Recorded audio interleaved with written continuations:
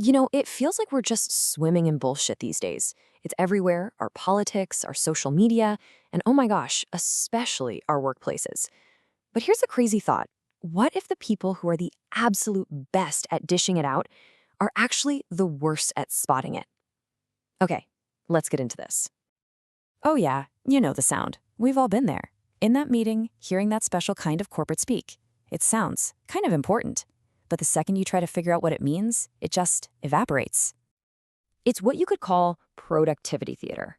It's all about filling the air with the sound of progress, making it seem like things are happening, even when, nothing's actually getting done.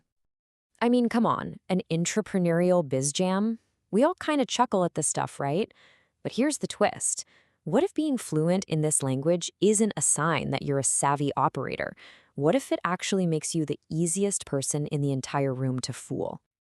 Okay, so if we're going to unpack this whole thing, we've got to be clear on what we're actually talking about. Because scientifically speaking, there's a huge, crucial difference between bullshitting and just plain lying. They are not the same thing. And this right here, this is the big idea, the absolute heart of it. Philosophers who've studied this define bullshit not by whether it's true or false, but by the fact that the bullshitter is completely, totally indifferent to the truth.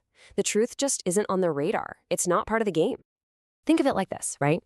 The liar actually cares a lot about the truth. Their entire goal is to know the truth so they can actively hide it from you. They are playing a game with the truth. But the bullshitter, they can care less. They're just putting on a performance. Their only goal is to impress you, to persuade you, to get what they want. And it gets even more interesting because researchers have started to realize that not all bullshit is created equal. They've dug in and found that there are actually two very distinct types, and the people who use them have completely different psychological profiles. So on one hand, you have persuasive bullshit. This is your classic jargon, the biz jam stuff. It's all about using fancy words and complicated-sounding ideas to make yourself seem smarter or more competent than you might actually be. And then there's evasive bullshit. This is a lot more subtle. This is what you do when you want to dodge a direct question without telling an actual lie. Like when a politician gives a 5-minute answer that has nothing to do with what they were asked. Now get ready for this, because this is where it gets really fascinating. The research shows a wild contrast between these two groups. The people who use that persuasive bullshit, they tend to be really overconfident, but they actually score lower on cognitive ability tests.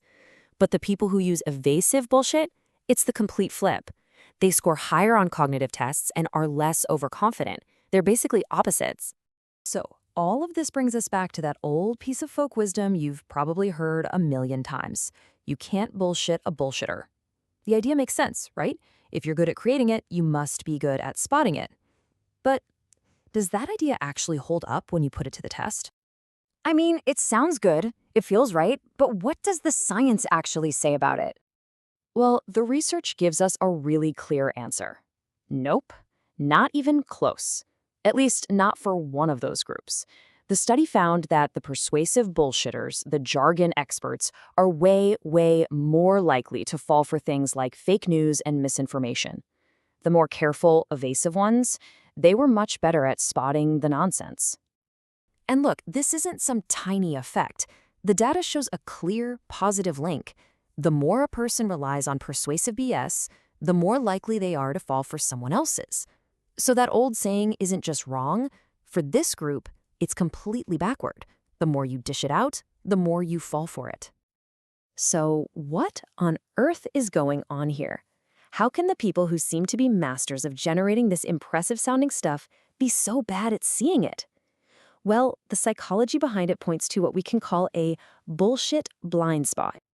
It kind of breaks down like this. First, remember how persuasive BS is fueled by overconfidence? Well, second, that same overconfidence actually gets in the way of deep critical thinking. Basically, the more sure you are of yourself, the less likely you are to stop, think, and really analyze what someone is telling you. And that creates a massive blind spot. You're so focused on the performance of sounding smart, you completely forget to check for the accuracy of what you're hearing. So here's the bottom line. The very mental habits you need to be good at persuasive bullshitting, relying on confidence over actual substance, are the exact opposite of the skills you need to spot it.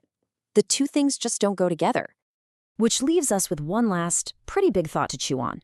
The next time you're tempted to throw out some fancy jargon just to sound smart, maybe just pause for a second and ask yourself, who am I really trying to fool here? Because all the evidence suggests the person you might be fooling the most is yourself.